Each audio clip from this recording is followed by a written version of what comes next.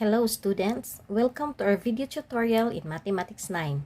We are now in quarter 3, week 8. In this video, we will talk about similarities of triangles, wherein we can be able to identify if the two triangles are similar or not. And we will also know how to find the value of the other side that is proportional to the other side of the given triangle. Okay, let us consider this example now. In example number 1, we're going to identify if triangle ABC is similar to triangle XYZ. So in this example, we will practice how to identify the sides of one triangle that is proportion to the other sides of triangle. Okay, so you have here triangle ABC. AB is 4, AC is 8, then BC is 6. And we have your triangle XYZ. So your XY is 5, YZ is 7.5, and XZ is 10. Now, when talking about proportionality or proportion, it is very important for us to identify the correct sides that are proportion. Kay bisag mabali-balihon pa na nimo if sakto ang pag-pair nimo sa proportion nga sides, then your answer is always correct. But if ma-mismatch na nimo, dili mao ang pair, then dili jud na masakto ang answer. Okay, now, in this given example, shall we look for the sides that are in proportion. So, if I have here AB, so, if I have here side AB, we have AB, side AB is 2, you have here XY. Okay, that is the ratio. And if we have here AB is equal to XY, that would be equal to, shall we have BC? BC is 2, BC is 2, YZ. Okay, BC is to YZ, and that would be equal to, we have here AC is to AC, what do you think? So you have here XZ. Okay, now for us to know if they are really similar, so we are going to substitute the value of each side. So AB is 4, is to XY, that is 5. Would that be equal to BC, which is 6, is to YZ is 7.5, and your AC is 8, is to 10. Okay, now, how do we know if they are proportion? Now, we are going to pair this one. Shall we have first these two? Kani, we have AB is to XY, kani siya. So, atong i-multiply ang means, atong i-multiply ang extremes. Kung mo equal gani sila, meaning proportion sila. Pero dili lang kani nga sides ang atong i-test, atong i-pair pod sa lain nga sides to really prove that they are really similar. So, 5 times 6, that is 30. And what about 4 times 7.5? Okay, that is 30.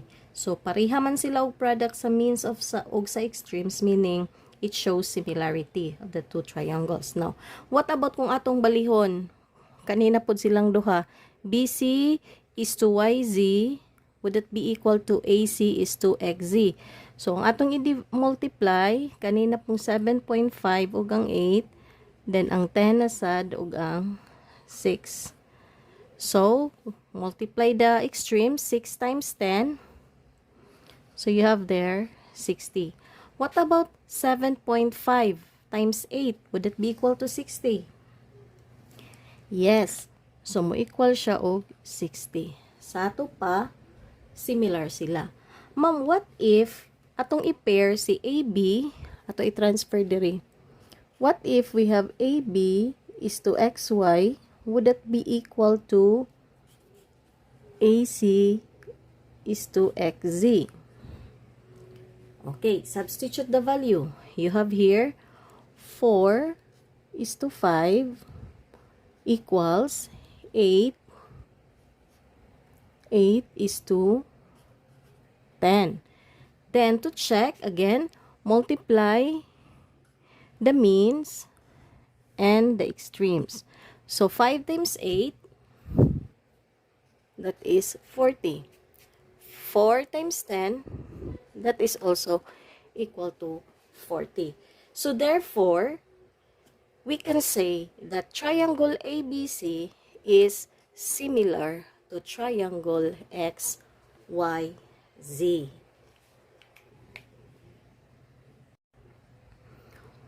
Or another way of determining if the two triangles are similar is showing in fraction form. Kay basig naglibog mo ato. Pwede ra sad siya AB dili katong isto kung dili over na to. AB is to XY equals BC is to sa to ang BC is to YZ equals AC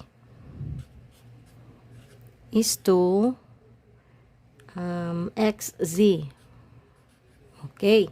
Dayon, substitute. So, you have 4 over 5 equals BC. 6 over 7.5 equals, pila ang AC? AC is 8 over 10. Now, how are we going to know if these two, if they are proportion? AB is to XY is equal to BC over YC. Now, at this time, still we're going to multiply the means and the extremes. So, if equal gani ang means o ang extremes niya, ang product nila, meaning they are similar. So, what we're going to do is to cross multiply this one. So, pila man ni 4 times cross multiply. Okay. 4 times 7.5.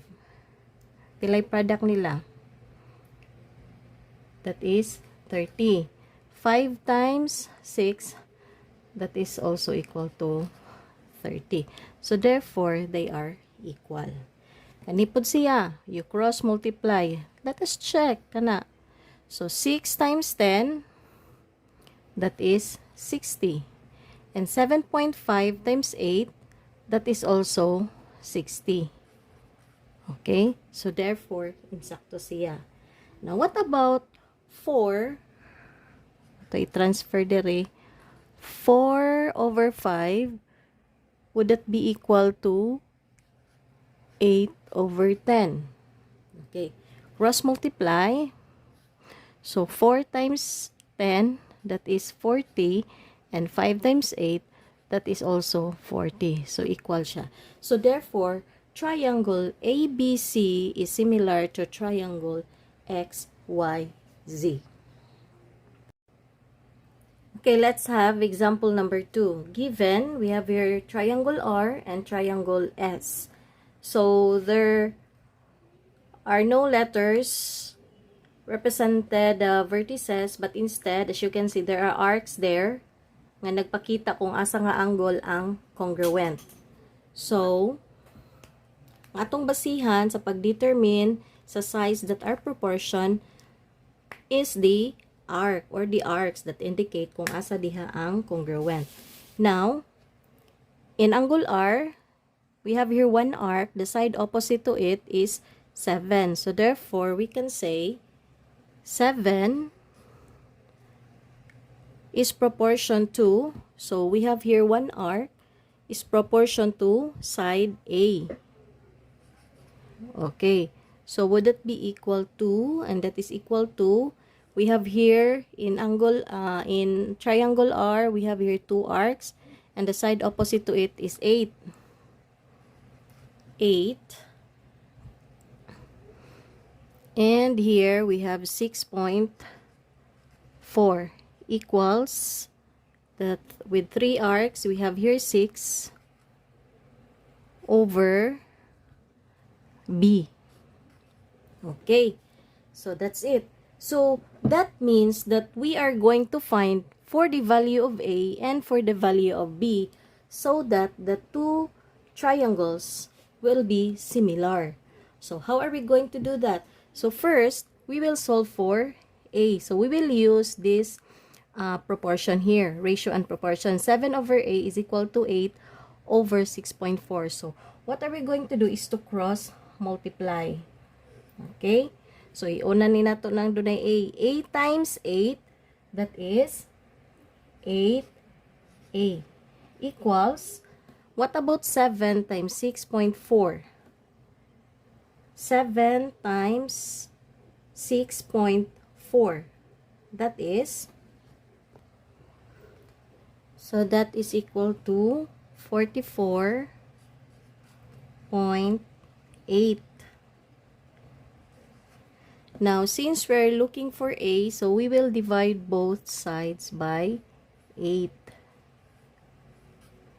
So, 8 divided by 8, that is 1. You can cancel. So, therefore, your A is equal to, so 44.8 divided by 8, that is 5.6.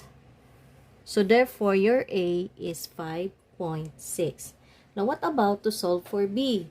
To solve for B, we can also use this proportion here. So, atong ibuwag.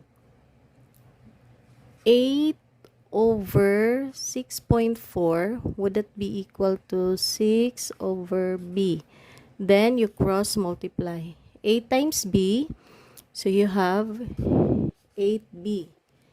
Then, 6.4 times 6, that is 38.4. Now, to eliminate 8, because we are looking for the value of B, divide both sides by 8. So, this is 1. So, we only have B left. And divide this also with 8. So, 38.4 divided by 8, that is 4.8. So, therefore, your B measures 4.8.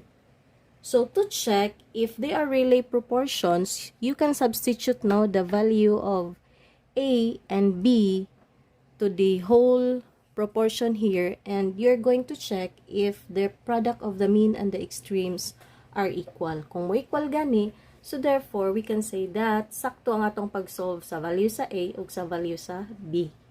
So, therefore, R is similar to triangle S.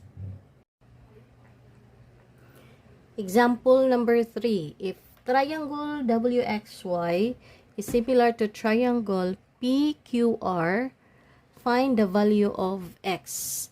The value of this small x here. So, we're going to find the value.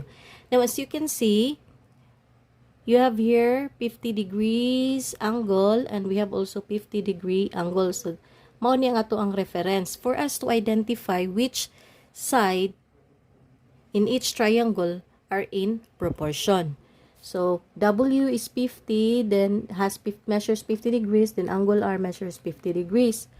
So, asa man ani ang proportion? XY and PQ, then WY and QR, then WX and PR.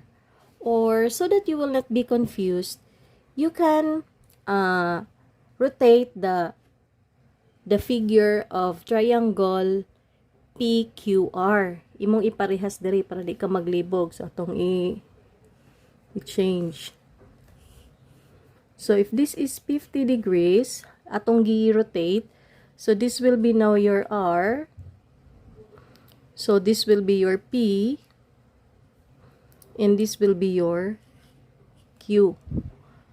Okay, so this is now your 15 and your PR, this is now your X. That is now your small x. So, pareha na silang posisyon. So, di na ta maglibog kung asa ang sides ang proportion. Now, next for us to do is to write the sides that are proportion. So, first we have WY is to, unsa naman siya? Is to RQ or QR. RQ equals WX is to RP.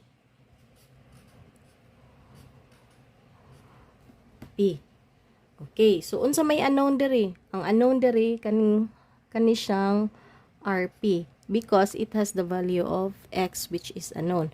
Pwede na dili na to gamiton si XY ug si PQ kay wala man siya gihatag nga value. So kanilang duha no, maula na siya nga ratio and proportion nga to ang gamiton.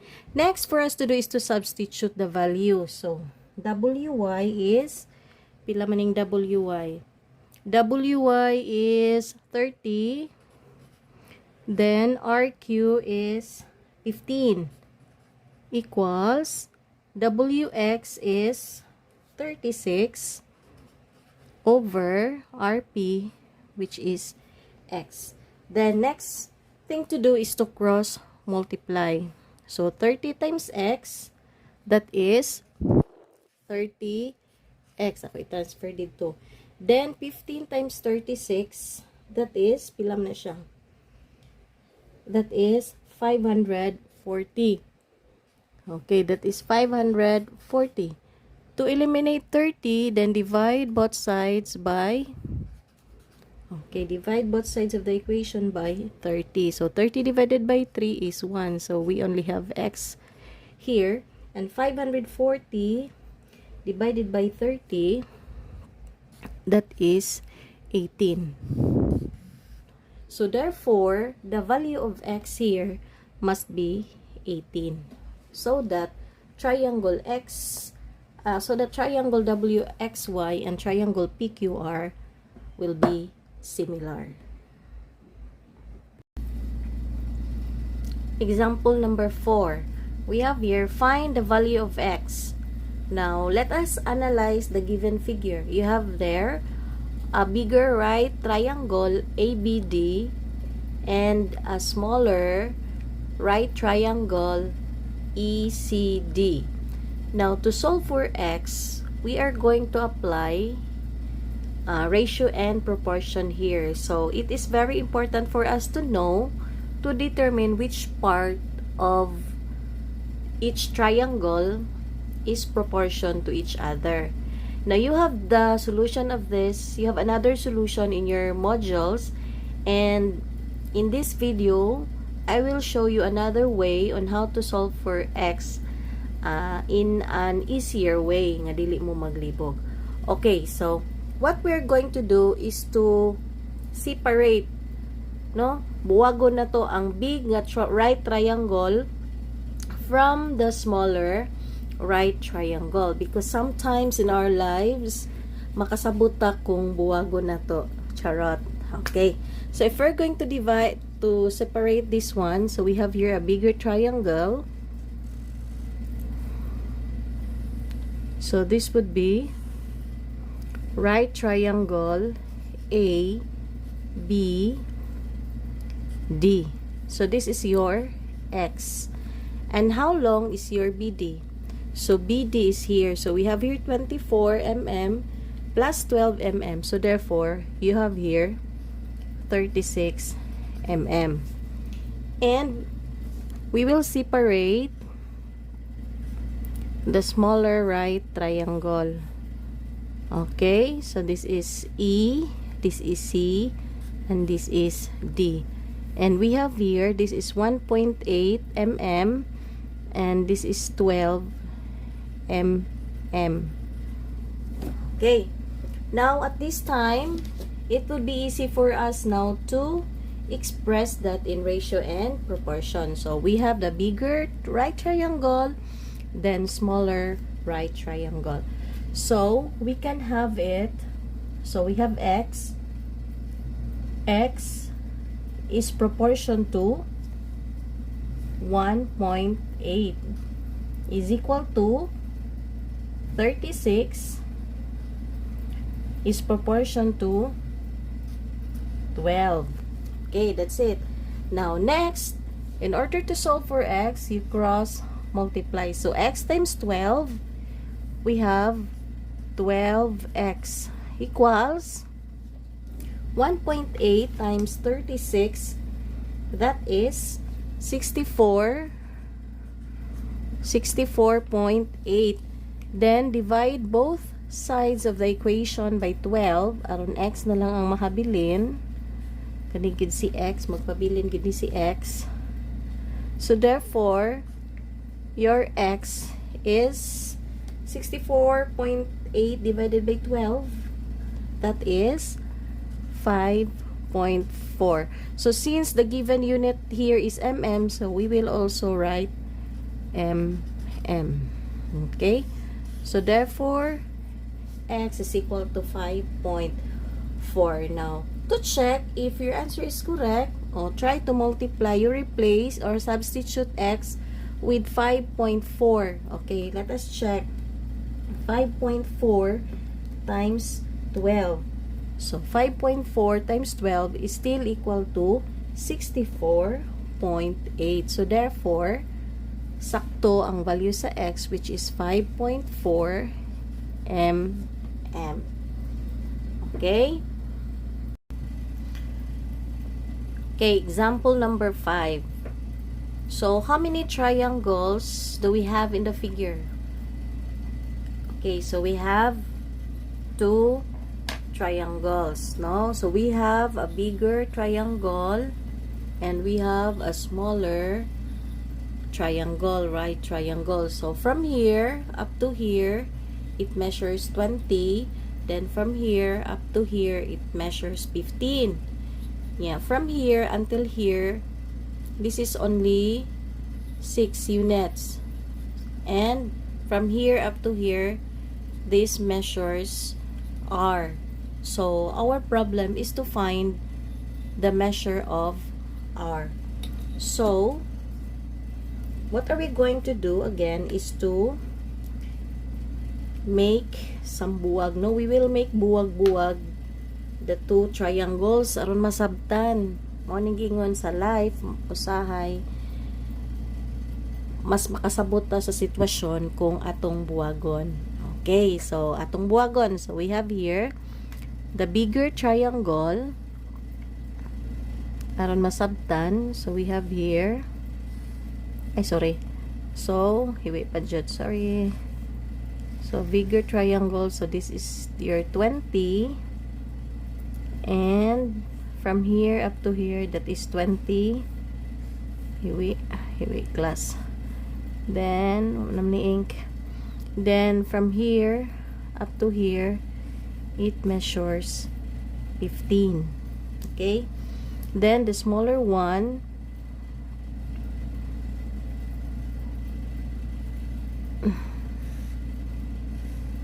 so we have here the smaller one. So, this is your R. So, we need to find the length of this side.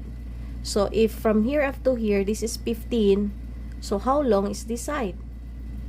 So, how are we going to solve for this? So, 15 minus 6, that would be equal to 9. So, therefore, this side here is 9. Okay.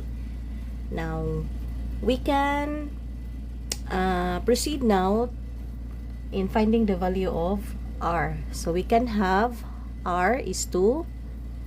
Okay, here, we have here the solution. So, R is to 20 is equal to, R is to 20 is equal to 9 is to 15. Then you cross multiply. So you have there 15R is equal to 180. Then divide both sides by 15. So that only R will be left here. Then you divide 180 divided by 15, that is 12. So therefore, your R here must be 12. Okay? What if I will place S here? How long is your S? Your S, pwede nagdili na kamo solve o ratio and proportion or using the proportionality theorem by just analyzing the situation here. Remember, this side is 20. And your R is from here until here is 12. So, dari na lang ang sa S. So, what are you going to do to solve for S? Diretso na 20 minus 12. So, pila man ang 20 minus 12? That is, very good, 8. So, therefore, your S must be 8. Para 8 plus 12, that is equal to 20. Okay. Okay, I hope you understand already on how to identify if the two triangles are similar. And you know already how to find the side that is proportional to the other side of the given triangle. Now, at this time, we will discuss about Pythagorean Theorem. Maybe you have already an idea on what is this Pythagorean Theorem. So, this was discovered by Pythagoras. Now, we can only use Pythagorean Theorem if the given triangle is a right triangle. So, when we say right triangle, naa siya usa ka right angle. Okay, now, in Pythagorean Theorem, the proving of this theorem is shown in your module. So, I will not show anymore here the proving, but instead, I will explain how to use the formula. Okay, but before that, let us identify first the part of this right triangle, because it is very important for us to know, to identify which is the C, the A, and the B. Now, if this is our right triangle, always remember that the side opposite your right angle, that is always our C. And your C here is our hypotenuse.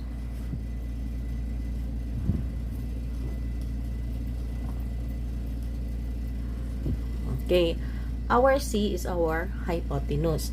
Now, we have here the two legs. So we can have this is our A and this is our B. Okay? Aron dili maglibog mo na lang ko, this is your A. That represents the altitude, and this one, this will be our B. This represents the base. Aron dili mo maglibog. Now, in the proving that is shown in your module,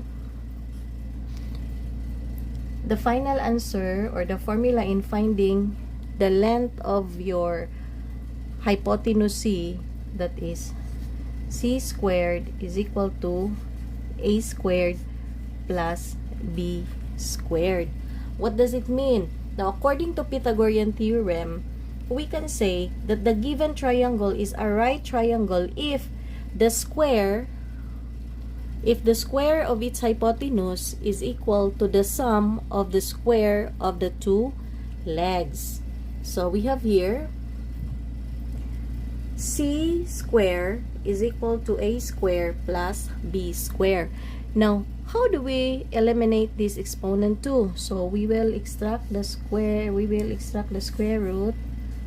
Okay, so that would be cancelled. So you can have your C is equal to square root of A squared plus B squared. Okay, murag yung itagamay mo tabi kay naay sore, mouth sore, sakit siya itabi. Okay, so in solving for C, we will be using this formula. C, hypotenuse C is equal to square root of A squared plus B squared. Now, what if the unknown is your A? So, we will just derive the formula. So, if the unknown is A from here, we have here, so this is number 1. So we have the second formula. So we have here c squared is equal to a squared plus b squared. Since the unknown is a, so we have to remove b. So we will subtract b squared here and subtract also b squared here. So this will be cancelled. So what left here is a squared is equal to, you transpose this to the other side, that will be c squared minus b squared. Now since there is still the exponent 2, so we will extract that. So that is, so cancel. So a na lang ang mahabilin. A is equal to square root of c squared minus b squared. Okay, I hope nasabtan ako ang maklaro na akong tabi, no?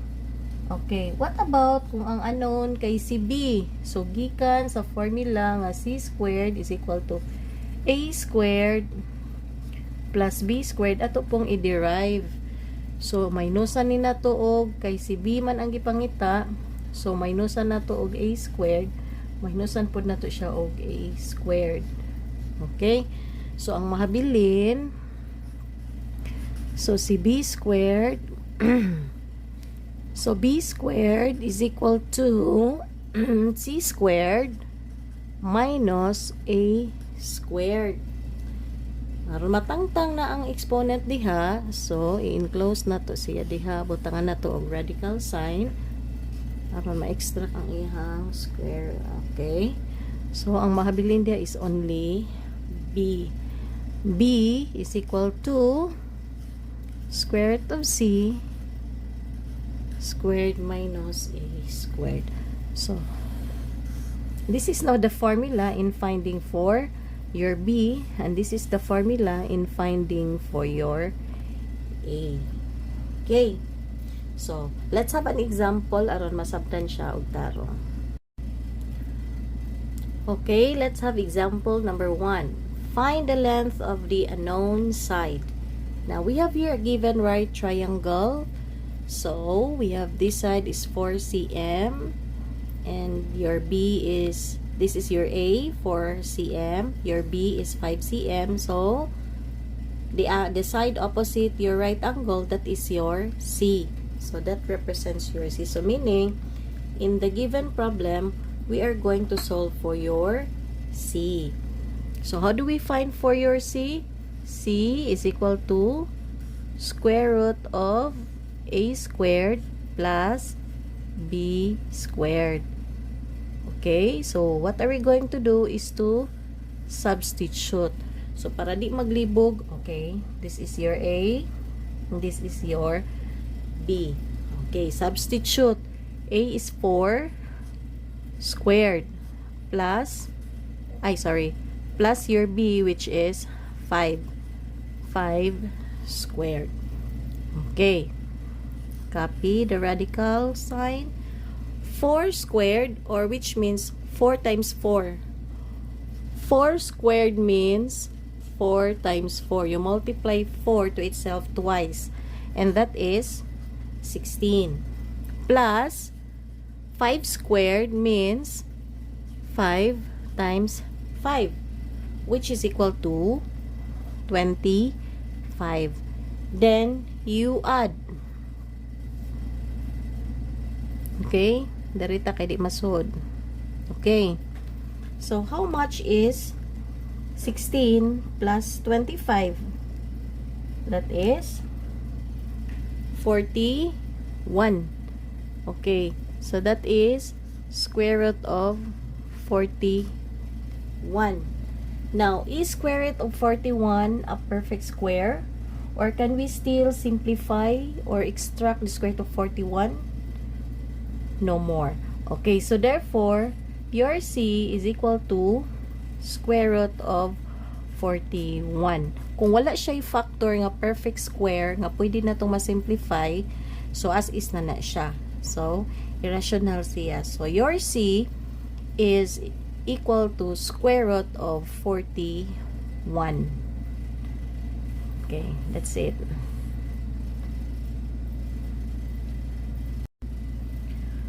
Okay, example number 2. So we have here right triangle. So we have here 12 cm and we have here 15 cm. So and we have here x. So what part of right triangle are we going to solve? We're going to solve for your, so this is your C, this is your B, and this is your A. So therefore, we are going to solve for A. Okay? Dagan siya ang kuan. So, ayun magkibo nga doon ay makuan because I am utilizing scratch papers kay sayang ilabay, magamit pa man ang luyo. So, mao na ako ang gisuwatan. Okay, so atong tarongon. Okay. So to solve for A, so we are going to solve for A. A is equal to square root of C squared minus B squared. Okay? So, substitute the value of C or the hypotenuse, which is 15. 15 squared minus your B, which is 12. So, enclose with parentheses, then raise to the exponent of 2. Then, simplify. 15 times 15, how much is that? 15 times 15, that is 225. Minus 12 times 12. How much is 12 times 12? That is 144. Then you simplify. 225 minus 144, that is equal to 81. Is 81 a perfect square? Yes. What is the square root of 81? It's 9. So therefore, your A is equal to 9. Okay, let's have example number 3. And I think this would be the last example. So we have here another right triangle. So we have here 7x and we have 2.2. So this is our, so this is your C, this is our B, and this is our A. Itong i-label para di maglibog. So meaning we're going to solve for B. So to solve for B, your B, that is equal to square root of C squared minus A squared. Okay, then substitute. So you have here 7 squared minus 2.2 square. Okay, so simplify. 7 times 7, that is 49. Minus 2.2 times 2.2. 2.2 times 2.2, that is equal to 4.2.2 times 2.2 is equal to 4.84. Okay, then you do the subtraction. Okay, how much is that? 49 minus 4.84. That is equal to 4, that is 44.16.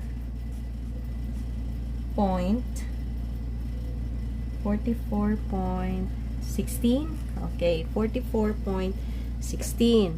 So that is the value of your B. So dili man siya perfect square, so you can have square root of 44.16, or you can, if you have your calculator, you can extract the square root of 44.16, and that is 6.65. Okay, so therefore your B is 6.65.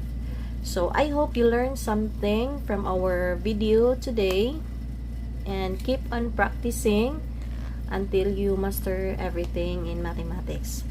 Okay? Dahil I always believe that in math, ang buhay ay angat. Okay, God bless everyone. Thank you for watching.